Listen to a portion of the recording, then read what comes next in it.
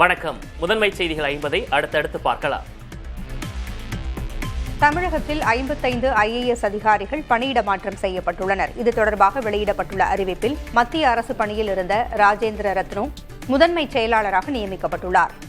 வணிக வரித்துறை செயலாளராக ஷில்பா பிரபாகர் சதீஷ் நியமனம் செய்யப்பட்டுள்ளார். விருதுநகர் ஆட்சியர் ஜெயசீலம் சென்னை மாநகராட்சி இணை ஆணையராக நியமிக்கப்பட்டுள்ளார். மதுரை ஆட்சியர் சங்கீதா சமூக நலத்துறை இயக்குநராக இடமாற்றம் செய்யப்பட்டுள்ளார். ஒட்டுமொத்தமாக 9 மாவட்ட ஆட்சியர்கள் பணியிட மாற்றம் செய்யப்பட்டுள்ளனர். முதல்வர் மு.க.ஸ்டாலின் வரும் 25 மற்றும் 26 ஆகிய தேதிகளில் ரயிலில் பயணம் மேற்கொள்ள உள்ளார். வேலூர் மற்றும் திருப்பத்தூர் மாவட்டங்களில் கள ஆய்வு மேற்கொள்வதற்காக சென்னை எம்ஜிஆர் சென்ட்ரல் ரயில் நிலையத்திலிருந்து ரயில் மூலம் காட்பாடிக்கு அவர் பயணிக்க உள்ளதாக தகவல் வெளியாகியுள்ளது. 26ஆம் தேதி திருப்பத்தூர் ரயில் நிலையத்திலிருந்து ரயில் மூலம் சென்னை திரும்புவார் என தெரிவிக்கப்பட்டிருக்கிறது. மதுரை முருகபக்தர்கள் மாநாட்டில் அரசியல் தீர்மானங்கள் நிறைவேற்றப்பட்டது தொடர்பாக நீதித்துறை தாமாக முன்வந்து நீதிமன்ற அவமதிப்பு வழக்கை முன்னெடுக்கும் என அமைச்சர் ரகுபதி நம்பிக்கை தெரிவித்துள்ளார். அரசியல் தீர்மானங்கள் நீதிமன்ற அவமதிப்பு என்பது அவர்களுக்கே தெரியும் என்றும் மத்திய அரசு தங்கள் கையில் இருக்கிறது என்ற தைரியமே இதற்கு காரணம் என்றும் ரகுபதி விமர்சித்துள்ளார். பாஜகவிடம் அதிமுக அடிமை சாசனம் எழுதி கொடுத்திருப்பதற்கு முருக பக்தர்கள் மாநாடும் அதில் நிறைவேற்றப்பட்ட தீர்மானங்களும் சான்று என அமைச்சர் சேகர் பாபு விமர்சித்துள்ளார். கோயில்களை விட்டு அறநிலையத்துறை வெளியேற வேண்டும் என்ற முருகன் மாநாட்டு தீர்மானத்தை அவர் கடுமையாக கண்டித்துள்ளார். மதுரையில் இந்து முன்னணி நடத்திய முருகபக்தர்கள் மாநாட்டில் பெரியார் அண்ணா குறித்த விமர்சன காணொலி வெளியிடப்பட்டதற்கு அதிமுக முன்னாள் அமைச்சர் ராஜேந்திர பாலாஜி எதிர்ப்பு தெரிவித்துள்ளார். முருகபக்தர்கள் மாநாட்டில் அண்ணாவை சிறுமைப்படுத்தும் வகையில் வீடியோ வெளியிட்டது தவறு என்றும் சாடியுள்ளார். அண்ணா இல்லையெனில் தன்னை போன்ற நபர்கள் அரசியலுக்கு வந்திருக்க முடியாது என்றும் ராஜேந்திர பாலாஜி தெரிவித்துள்ளார். RSS தலைவர் மோகன் பகவத்தை அதிமுக முன்னாள் அமைச்சர் SP வேலுமணி சந்தித்து பேசியுள்ளார். கோவையில் நடைபெற்ற RSS நூற்றாண்டு விழாவில் அதன் தலைவர் மோகன் பகவத், தமிழக பாஜக தலைவர் நயினார் நாகேந்திரன், முன்னாள் பாஜக தலைவர் அண்ணாமலை ஆகியோர் கலந்து கொண்டனர். இந்த விழாவில் அதிமுக முன்னாள் அமைச்சர் SP வேலுமணி பங்கேற்று மோகன் பகவத்தை சந்தித்து பேசினார். போதைப்பொருள் பயன்படுத்திய வழக்கில் நடிகர் ஸ்ரீகாந்தை போதைப்பொருள் தடுப்பு நுண்ணறிவு பிரிவு காவல்துறையினர் கைது செய்துள்ளனர். முன்னாள் அதிமுக பிரமுகர் பிரசாத் என்பவரிடமிருந்து நடிகர் ஸ்ரீகாந்த் போதைப்பொருள் வாங்கியதாக தகவல் கிடைத்ததை அடுத்து காவல்துறையினர் விசாரணை மேற்கொண்டனர்.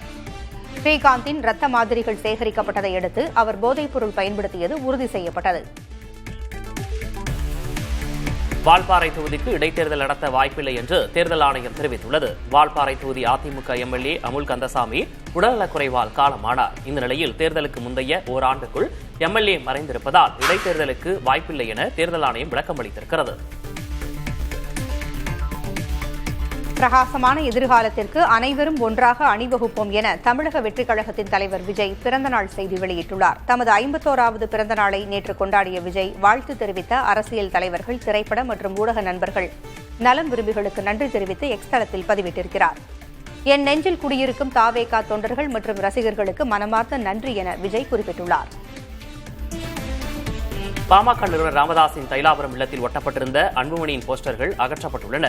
தைலாபுரம் இல்லத்தின் முன்பாக ராமதாஸ் மற்றும் அன்புமணி ஆகியோர் இடம்பெற்றிருந்த போஸ்டர்கள் ஒட்டப்பட்டிருந்தன. இந்நிலையில் அந்த போஸ்டர்கள் அகற்றப்பட்டிருப்பது கட்சியில் மீண்டும் சலசலப்பை ஏற்படுத்தியுள்ளது. அமெரிக்க அதிபர் டொனால்டு டிரம்ப் நலமாக இருக்க வேண்டும் என்று இஸ்ரேல் பிரதமர் நெதன்யாகு பிரார்த்தனை செய்தார். ஜெருசலேமில் உள்ள பிரபல வழிபாட்டு தலத்திற்கு சென்ற நெதன்யாகு அங்கு கை வைத்து பிரார்த்தனை செய்தார். இஸ்ரேல் படைகள் ஹமாஸ் பிடியில் உள்ள இஸ்ரேலியர்கள், அமெரிக்க அதிபர் டிரம்ப் ஆகியோரின் நலனுக்காக அவர் வழிபாடு நடத்தினார். ஈரான் மீது நடத்தப்பட்ட தாக்குதலை கண்டித்து அமெரிக்காவில் உள்ள பாலஸ்தீன மக்கள் போராட்டத்தை முன்னெடுத்துள்ளனர். ஈரான் மீதும் காசா மீதும் நடத்தப்பட்டு வரும் தாக்குதல்கள் நிறுத்தப்பட வேண்டும் என நியூயார்க்கிலும் வாஷிங்டனிலும் நடைபெற்ற போராட்டங்களில் பங்கேற்றவர்கள் முழக்கங்களை எழுப்பினர். இதனால் பாதுகாப்பு பலப்படுத்தப்பட்டிருக்கிறது. ஈரானில் தாக்குதல் நடத்திய அமெரிக்க விமானங்கள் இந்திய வான்வெளியில் பறந்ததாக வெளியான தகவலை மத்திய அரசு மறுத்துள்ளது. ஈரானில் தாக்குதல் நடத்திய அமெரிக்க விமானங்கள் இந்திய வான்வெளியை பயன்படுத்தியதாக சமூக தளங்களில் தகவல் பரவியது. ஆனால் இந்த தகவல் தவறு என பத்திரிகை தகவல் வாரியத்தின் உண்மை கண்டறியும் பிரிவு விளக்கமளித்துள்ளது. ஆந்திராவில் காட்டயரில் சிக்கி முதியவர் ஒருவர் உயிரிழந்த விவகாரத்தில் முன்னாள் முதலமைச்சர் ஜெகன்மோகன் ரெட்டி பிரதான குற்றவாளி என கூறி வழக்கு பதிவு செய்யப்பட்டுள்ளது. குண்டூர் அருகே தற்கொலை செய்து கொண்ட கட்சி தொண்டர் வீட்டிற்கு ஆறுதல் கூறி YSR காங்கிரஸ் தலைவர் ஜெகன்மோகன் சென்றார். அப்போது கூட்ட நெரிசலில் ஒருவர் கார் சக்கரத்தின் முன் விழுந்த நிலையில் அது தெரியாமல் ஓட்டுநர் காரை இயக்கியதில் அந்த நபர் உயிரிழந்தார். தென்மேற்கு பருவமழை தலைநகரை நெருங்கும் நிலையில் டெல்லிக்கு இந்திய வானிலை ஆய்வு மையம் மஞ்சள் எச்சரிக்கையை விடுத்துள்ளது. அடுத்த 7 நாட்களுக்கு டெல்லியில் பரவலாக மேகமூட்டத்துடன் காணப்படும் என்றும் ஜூன் 25ஆம் தேதி வரை இடி மின்னலுடன் கூடிய மிதமான மழை பெய்ய வாய்ப்பு இருப்பதாகவும் தெரிவிக்கப்பட்டுள்ளது. குஜராத்தில் 2 தொகுதிகளுக்கு நடைபெற்ற இடைத்தேர்தலில் ஆம் ஆத்மி கட்சி ஒரு தொகுதியில் வென்றது. விஸ்வதர் தொகுதியில் ஆம் ஆத்மி வேட்பாளர் கோபால் இடாலியா 17,554 வாக்குகள் வித்தியாசத்தில் பாஜக வேட்பாளர் கிரித் பட்டேலை வீழ்த்தினார்.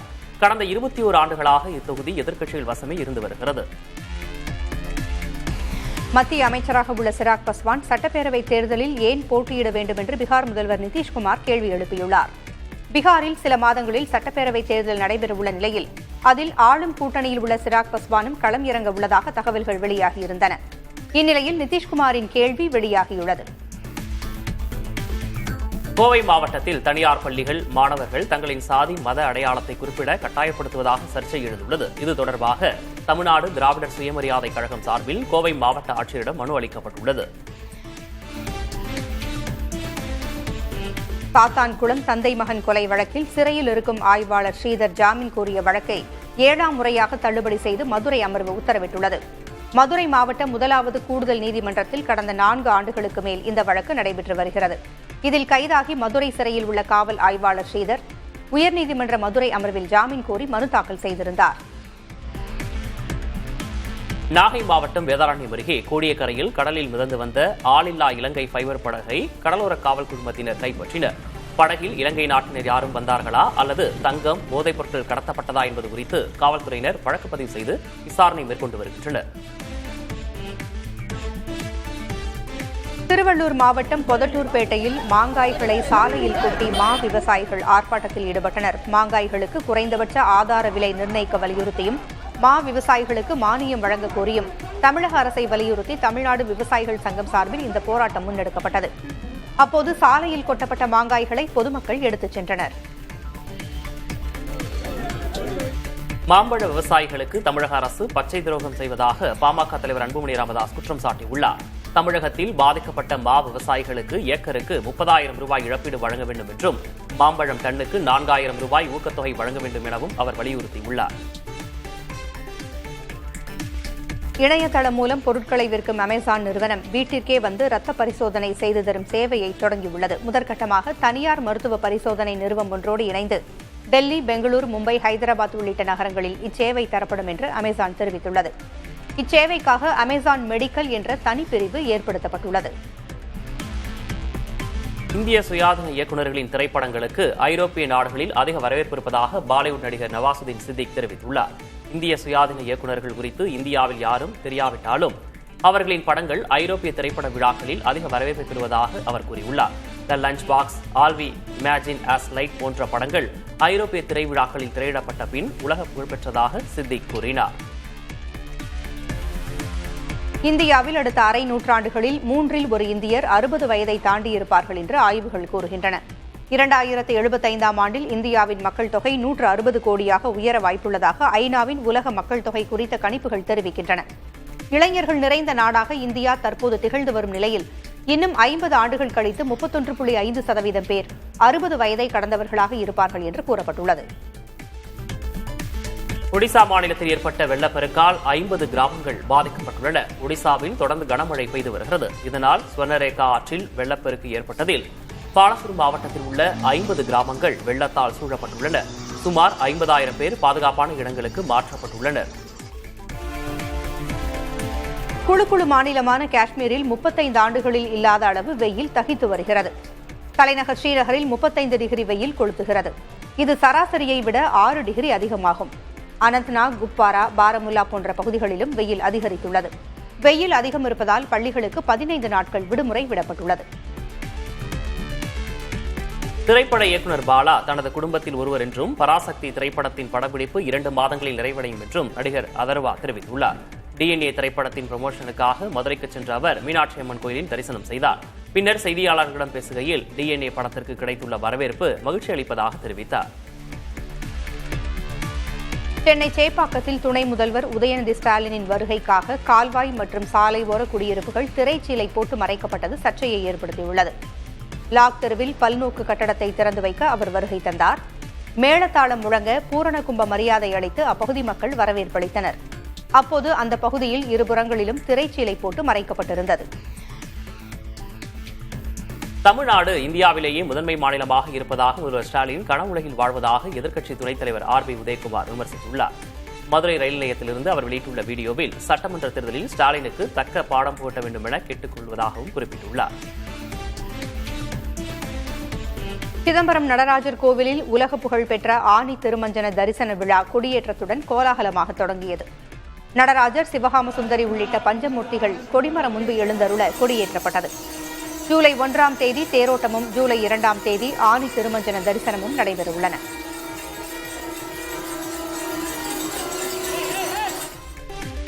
மத மோதலை தூண்டும் வகையில் பேசியது தொடர்பான வழக்கில் பாஜக மூத்த தலைவர் ராஜா காவல்துறை விசாரணைக்கு ஆஜராக வேண்டும் என்று சென்னை உயர்நீதிமன்றம் உத்தரவிட்டுள்ளது. பழங்கானத்தில் நடத்தப்பட்ட இந்து முன்னணி ஆர்ப்பாட்டத்தில் பங்கேற்ற ராஜா மீது மத மோதலை தூண்டும் விதமாக பேசியது உள்பட 3 பிரிவுகளின் கீழ் போலீசார் வழக்கு பதிவு செய்தனர். சென்னையை அடுத்த தாம்பரத்தில் மின்விளக்கு கம்பம் முறிந்து உணவு டெலிவரி செய்யும் நபர் மீது விழுந்த விவகாரத்தில் மாநகராட்சி மின் பொறியாளர் மீது வழக்கு பதிவு செய்யப்பட்டுள்ளது. GST சாலை மேம்பாலத்திலிருந்து மின்கம்பம் முறிந்து விழுந்ததில் சூர்யா என்பவர் படுகாயமடைந்தார். இஸ்ரேல் ஈரான் போர் தீவிரமடையும் நிலையில் கச்சா எண்ணெய் தொடர்பாக மத்திய அரசு அதிகாரிகள் ஆலோசனையில் ஈடுபட்டனர். பல்வேறு சுத்திகரிப்பு ஆலைகளிலும் 3 வாரங்களுக்கு தேவையான கச்சா எண்ணெய் இருப்பு உள்ளது என்றும் அமெரிக்கா மற்றும் ரஷ்யாவிடமிருந்து கூடுதலாக இறக்குமதி செய்ய திட்டமிட்டுள்ளதாகவும் தெரிவித்தனர். டெல்லி போபால் இடையிலான வந்தே பாரத் ரயிலில் உத்தரப்பிரதேச பாஜக MLA ராஜீவ் சிங்கின் ஆதரவாளர்கள் இருக்கை தர மறுத்ததாக பயணி ஒருவரை சரமாரியாக தாக்கிய வீடியோ வெளியாகியுள்ளது. MLA-உடன் பயணித்த அவரது ஆதரவாளர்கள் இருக்கையை மாற்றிக்கொள்ளும்படி கேட்டபோது அதற்கு பயணி சம்மதிக்காததால் அவர்கள் தாக்குதலில் ஈடுபட்டதாக கூறப்படுகிறது. ரயில் பயணங்களை பாதுகாப்பானதாக மாற்ற AI தொழில்நுட்பத்தை பயன்படுத்த ரயில்வே துறை முடிவு செய்திருக்கிறது. அனைத்து மாநில ரயில்வே காவல்துறை உயரதிகாரிகளின் கூட்டம் டெல்லியில் நடைபெற்றது. இதில் திருட்டு போன்றவற்றிலிருந்து தற்காத்துக் கொள்ள பயணிகளுக்கு விழிப்புணர்வு ஏற்படுத்த முடிவு செய்யப்பட்டது. கேரளாவில் நிலம்பூர் சட்டப்பேரவை தொகுதி இடைத்தேர்தலில் காங்கிரஸ் வெற்றி பெற்றுள்ளது. காங்கிரஸ் வேட்பாளர் ஆரியடன் சௌஹத் ஆளும் இடதுசாரி கூட்டணி வேட்பாளர் ஸ்வராஜை வீழ்த்தினார். நிலம்பூர் தொகுதி சுயேட்சை வேட்பாளர் ராஜினாமா செய்ததை அடுத்து அங்கு இடைத்தேர்தல் நடைபெற்றது. மாநிலங்களவை தேர்தலில் பாஜக வேட்பாளருக்கு வாக்களித்ததாக கூறி சமாஜ்வாதி கட்சியிலிருந்து 3 MLA-க்கள் நீக்கப்பட்டுள்ளனர். மக்களுக்கு எதிரானவர்களுக்கு கட்சியில் இடம் கிடையாது என்பதை உணர்த்துவதற்காகவே இந்நடவடிக்கை என சமாஜ்வாதி கட்சியின் X சமூக வலைதளத்தில் தெரிவிக்கப்பட்டுள்ளது.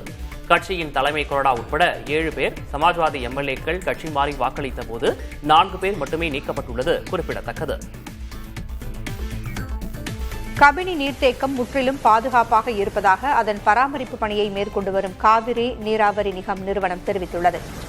அணையில் சேதம் ஏற்பட்டு நீர் பீச்சி அடிப்பதாக சில ஊடகங்கள் வெளியான செய்தி உண்மையில்லை என்றும் அந்த நிறுவனம் தெரிவித்துள்ளது. லேசான கசிவு மட்டுமே இருந்ததாகவும் அதுவும் தற்போது சரி செய்யப்பட்டுவிட்டது என்றும் குறிப்பிடப்பட்டுள்ளது. நிலுவை ஊதியத்தை முறையாக வழங்க வலியுறுத்தி மதுரை காமராசர் பல்கலைக்கழக பேராசிரியர்கள் அலுவலர்கள் போராட்டம் நடத்தினர். காமராசர் பல்கலைக்கழகத்தில் கடந்த சில ஆண்டுகளாகவே பேராசிரியர்கள் அலுவலர்களுக்கு ஊதியம் முறையாக வழங்கப்படவில்லை என்றும் ஓய்வூதியதாரர்களுக்கு ஓய்வூதியம் வழங்கப்படவில்லை எனவும் குற்றச்சாட்டு எழுந்துள்ளது. இலங்கைக்கு கடல் வழியாக கடத்துவதற்காக சரக்கு வாகனத்தில் கொண்டுவரப்பட்ட 26 லட்சம் ரூபாய் மதிப்பிலான 173 கிலோ கஞ்சா புட்டலங்களை கடலோர காவல்துறையினர் பறிமுதல் செய்தனர். ராமநாதபுரம் மாவட்டம் மணக்குடிக்கு அருகே சந்தேகத்திற்கிடமாக சென்ற சரக்கு வாகனத்தை சோதனை செய்தபோது 3 சாக்கு மூட்டைகளில் கஞ்சா பொட்டலங்கள் கண்டெடுக்கப்பட்டன. இது தொடர்பாக 3 கைது செய்யப்பட்டனர். சென்னை எண்ணூர் பகுதியில் காவல்துறையினர் தன்னை தேவையில்லாமல் காக்க வைத்ததால் தனது தந்தையை காப்பாற்ற முடியாமல் போனதாக இளைஞர் ஒருவர் புகார் தெரிவித்துள்ளார். வாகன சோதனையின் போது தனது வாகனத்தை வாங்கி வைத்துக் கொண்ட போக்குவரத்து காவல்துறையினர் காவல் நிலையத்திற்கு வரவழைத்து தேவையில்லாமல் நீண்ட நேரம் காக்க வைத்ததாக சிவா என்பவர் காணொலி வெளியிட்டுள்ளார். ஈரோடு மாவட்டம் சத்தியமங்கலம் அருகே பவானிசாகர் கூட்டு குடிநீர் திட்டத்தின் பிரதான குழாயில் உடைப்பு ஏற்பட்டதால் லட்சக்கணக்கான லிட்டர் குடிநீர் வீணானது. தொப்பம்பாளையம் வாய்க்கால் பாலம் பகுதியில் ஏற்பட்ட இந்த உடைப்பால் பவானிசாகர் ஒன்றியத்தை சுற்றியுள்ள 100க்கும் மேற்பட்ட கிராமங்களுக்கு குடிநீர் விநியோகம் கடுமையாக பாதிக்கப்பட்டுள்ளது. சென்னை மணலி மார்க்கெட் சாலையில் தேங்கிய மழைநீரால் வாகன ஓட்டிகள் சிரமத்திற்குள்ளாகினர். மணலி உட்பட பெரும்பாலான இடங்களில் மழைநீர் வடிகால் வாய் பணிகள் இன்னும் சரிவர முடிக்கப்படாத நிலையில் மழைநீர் வடிய இடமின்றி பாதசாரிகளும் வாகன ஓட்டிகளும் அவதிக்குள்ளாகி வருகின்றனர். இதுகுறித்து மாநகராட்சி அதிகாரியிடம் கேட்டபோது விரைவில் இந்த பகுதியில் மழைநீர் கால்வாய் பணி நடைபெறும் என்று தெரிவித்தார். நாடு முழுவதும் வீடுகள் விற்பனை குறையும் என எதிர்பார்க்கப்படும் நிலையில் சென்னையில் விற்பனை அதிகரிக்க வாய்ப்புள்ளதாக ரியல் எஸ்டேட் ஆய்வு நிறுவனமான பிராப் ஈக்விட்டி தெரிவித்துள்ளது. ஏப்ரல் முதல் ஜூன் வரையிலான காலாண்டில் நாட்டின் முக்கிய 9 நகரங்களில் வீடுகள் விற்பனை 19% குறைய வாய்ப்புள்ளது. அதே நேரம் சென்னையில் வீடுகள் விற்பனை எண்ணிக்கை 9% அதிகரித்து 5354 இருக்க வாய்ப்புள்ளதாக தெரிவிக்கப்பட்டுள்ளது. ஆப்பிரிக்க நாடான கானாவில் சட்டவிரோதமாக தங்கத்தை மண்ணுக்கடியில் இருந்து எடுப்பது அதிகரித்துள்ளது. சர்வதேச சந்தையில் தங்கத்தின் விலை வெகுவாக அதிகரித்துவிட்ட நிலையில் அதற்கான தேவையும் அதிகரித்துள்ளது. இதையடுத்து கானா நாட்டில் பலர் சட்டவிரோதமாக சுரங்கம் தோண்டி தங்கத்தை எடுத்து வருகின்றனர். தென் அமெரிக்க நாடான சிலியில் பனிகாலம் தொடங்கியுள்ளதால் பனிச்சறுக்கு போட்டிகளும் களை கட்டியுள்ளன. பனி மூடிய ஆண்டிஸ் மலைத்தொடரில் ஏராளமான சுற்றுலா பயணிகள் குவியத் தொடங்கியுள்ளனர். இதனையடுத்து பனிமலையை ஒட்டியுள்ள விடுதிகளும் நிரம்பி வழிகின்றன. செய்திகளை தொடர்ந்து பார்க்கலாம் இடைவேளைக்கு பிறகு.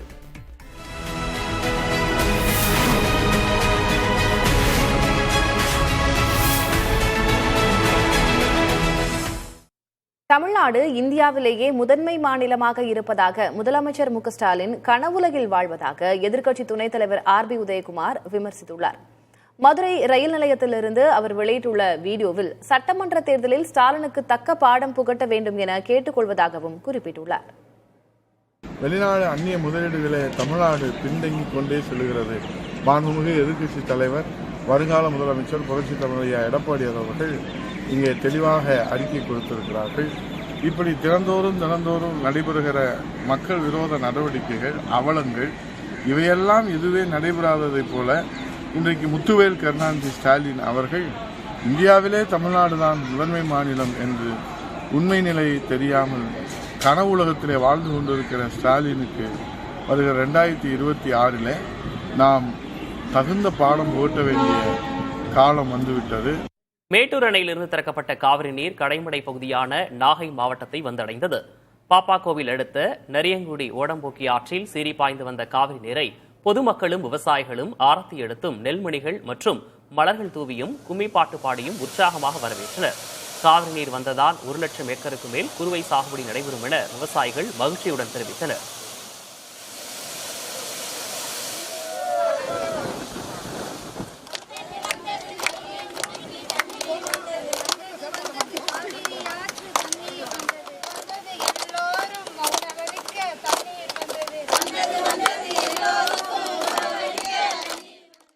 நாகை மாவட்டம் தலைஞாயிறு கடைமடை பகுதிக்கு அரிச்சந்திரா நதியிலிருந்து தண்ணீர் திறந்துவிட வேண்டும் என விவசாயிகள் கோரிக்கை விடுத்துள்ளனர்.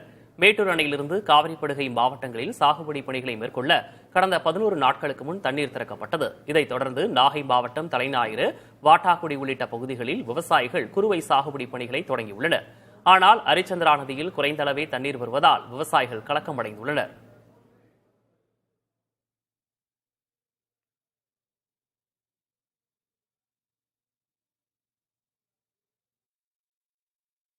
கடைமடை பகுதியான தலைஞருக்கு இப்பதான் தண்ணி சேர்ந்து சிறிய அளவுல தான் வந்திருக்கு. பாசனத்திற்கு தகுந்த மாதிரி தண்ணி வரல.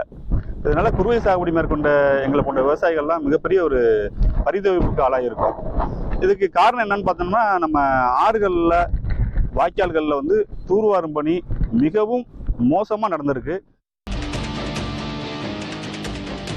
சேலத்தில் அன்புமணி தலைமையில் நடைபெற்ற பாமக பொதுக்குழு கூட்டத்தில் பங்கேற்ற மேற்கு மாவட்ட செயலாளரான மேட்டூர் MLA சதாசிவம் பதவி பறிக்கப்பட்டு அவருக்கு பதிலாக வெடிக்காரனூர் ராஜேந்திரனை ராமதாஸ் நியமனம் செய்தார்.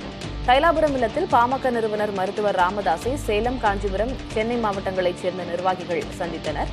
அப்போது MLA சதாசிவம் நீக்கப்பட்டு முன்னாள் மாவட்ட அமைப்பு செயலாளராக இருந்த வெடிக்காரனூர் ராஜேந்திரனை நியமித்ததற்கான கடிதத்தை ராமதாஸ் அளித்தார்.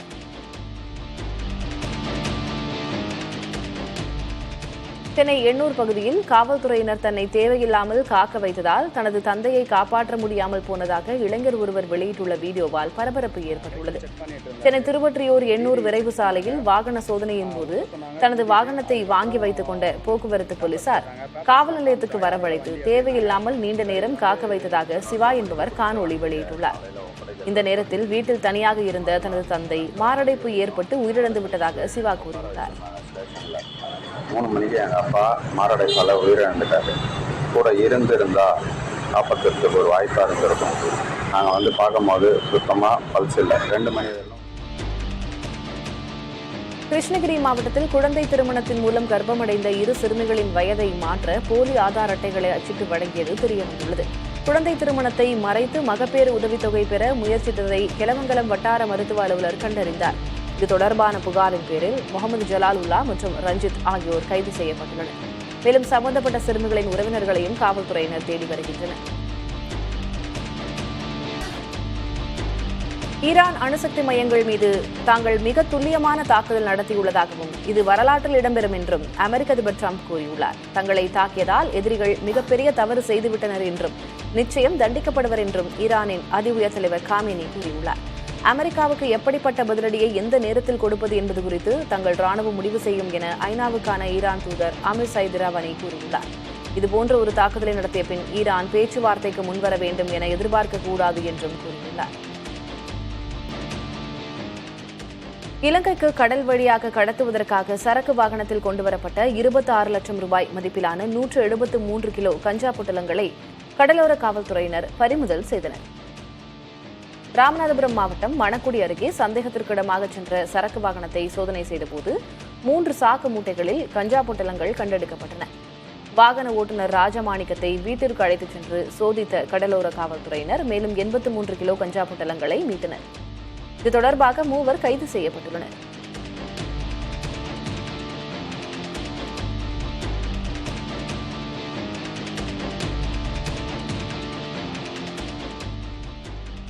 கடலூரில் இந்து சமய அறநிலையத்துறை நடவடிக்கையை கண்டித்து அலுவலகத்தை முற்றுகையிட்டு ஆர்ப்பாட்டம் நடைபெற்றது. புதுப்பாளையத்தில் பல தலைமுறைகளாக வசித்து வரும் இடத்திற்கு தனிநபர் வரி வசூல் செய்வது குறித்து நீதிமன்றத்தில் வழக்கு தொடரப்பட்டுள்ளது. இந்த இடத்தை இந்து சமய அறநிலையத்துறை கையகப்படுத்த முற்படுவதாக கூறி புதுப்பாளையம் மக்களும் மார்க்சிஸ்ட் கம்யூனிஸ்ட் கட்சியினர் இணைந்து இந்து சமய அறநிலையத்துறை அலுவலகத்தை முற்றுகையிட்டனர்.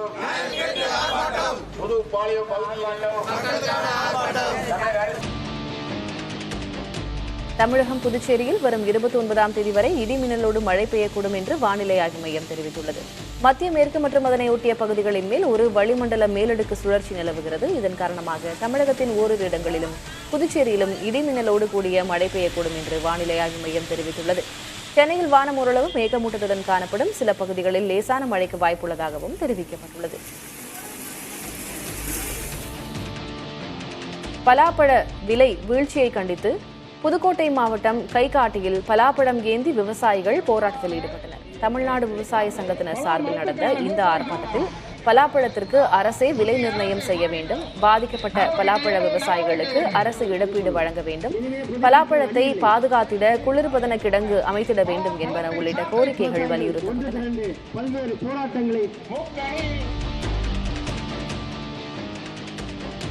கேரள மாநிலம் பத்தனம்திட்டாவில் சாலையை கடக்க முயன்ற முதியவர் கார் மோதியதில் உயிரிழந்தார். பத்தனம்திட்டா பகுதியில் மழை பெய்து கொண்டிருந்த நிலையில் முதியவர் ஒருவர் சாலையை கடக்க முயன்றார். அப்போது அந்த வழியாக வந்த கார் மோதியதில் தூக்கி வீசப்பட்ட அவர் உயிரிழந்தார். இதுகுறித்து சிசிடிவி கேமரா காட்சிகளின் அடிப்படையில் வழக்கு பதிவு செய்த காவல்துறையினர் விசாரணை நடத்தினர்.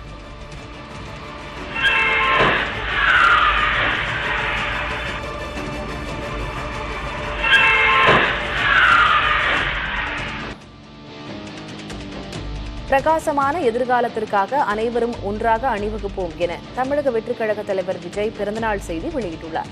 தமது 51வது பிறந்தநாளை நேற்று கொண்டாடிய விஜய் வாழ்த்து தெரிவித்த அரசியல் தலைவர், திரைப்பட மற்றும் ஊடக நண்பர்கள், நலம் விரும்பிகளுக்கு நன்றி தெரிவித்து எக்ஸ் தளத்தில் பதிவிட்டுள்ளார். என் நெஞ்சில் குடியிருக்கும் தாவேக தொண்டர்கள், ரசிகர்களுக்கு மனமார்ந்த நன்றி என விஜய் குறிப்பிட்டுள்ளார். தங்களது ஆதரவு மக்கள் சேவைக்கான தனது பயணத்திற்கு ஊக்கமளிப்பதாக தெரிவித்துள்ள அவர், பிரகாசமான எதிர்காலத்திற்காக ஒன்றாக அணிவகுப்போம் என குறிப்பிட்டுள்ளார். கர்நாடக விவசாயிகளிடமிருந்து 2.5 லட்சம் டன் மாம்பழங்களை வாங்க மத்திய அரசு முடிவு செய்துள்ளது. கர்நாடகாவிலும் மா விவசாயிகள் கடும் இழப்பை சந்தித்து வருகின்றனர். இதனையொட்டி அம்மாநில விவசாயத்துறை அமைச்சர் மத்திய வேளாண் துறை அமைச்சர் சிவராஜ் சிங் சௌகானுடன் காணொலி வாயிலாக ஆலோசனை செய்தார். அப்போது சிவராஜ் சிங் சௌகான் 2.5 லட்சம் டன் மாம்பழங்களை கர்நாடக விவசாயிகளிடமிருந்து வாங்க மத்திய அரசு ஒப்புதல் அளித்துள்ளதாக கூறினார். இதுகுறித்த அதிகாரப்பூர்வ அறிவிப்பு விரைவில் வெளியாகும் என எதிர்பார்க்கப்படுகிறது. அதிமுக முன்னாள் அமைச்சர் ராஜேந்திர பாலாஜி கூறிய கருத்தை இன்னும் பார்க்கவில்லை, பார்த்துவிட்டு பதில் கூறுவதாக பாஜக மாநில தலைவர் நயினார் நாகேந்திரன் தெரிவித்துள்ளார். கோவை விமான நிலையத்தில் செய்தியாளர்களிடம் பேசிய அவர் இவ்வாறு கூறினார். முன்னாள் அமைச்சர் வருத்தம் தெரிவிச்சிருக்காரு, தவிர்த்திருக்கணும் அப்படின்ற ஒரு கருத்தை சொல்லியிருக்காரு. இல்லை, நான் பார்க்கல. நான் காலையில் 6 மணிக்கு இங்கே வந்துட்டேன். வந்துட்டு இப்போ தான் நேரே வர்றோம். அது பார்த்த பிறகு நான் உங்களுக்கு கண்டிப்பாக சொல்கிறேன். நேற்று மீட்டிங் முடித்த உடனே நான் இரவு காலை 6 மணிக்கு அங்கே வந்துட்டோம். எங்களுடைய சர்ச் சாலுக்கு அவங்க வந்திருக்காங்க. நேரே வந்தோம், நிகழ்ச்சி முடிஞ்சு நேரே வரோம். அது என்னங்கிறத பார்த்துட்டு உங்களுக்கு அடுத்த இதில் உங்களுக்கு நான் பதில் சொல்கிறேன்.